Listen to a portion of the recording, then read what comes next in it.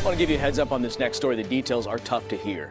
2 miniature horses are dead tonight after being attacked in their fenced yard. CBS 13's Rachel Wolf with a search for 2 vicious pit bulls on the loose in Valley Springs.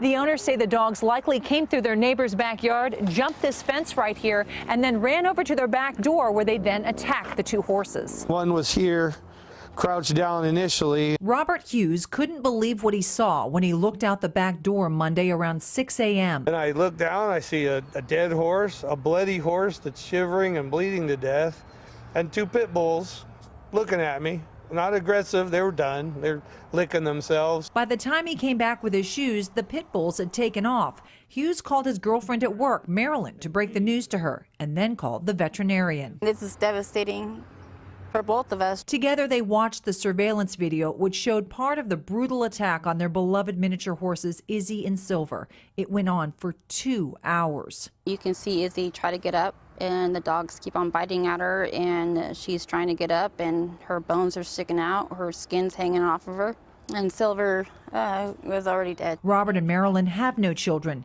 These horses were their children. They got them from a rescue organization 6 months ago. They sit outside that door and they talk to you and they heard you in the kitchen. The couple says the horses were starting to come out of their shell and were gaining weight.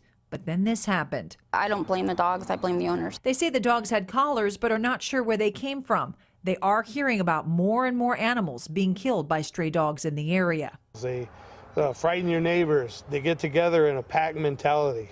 They need to learn how animals behave.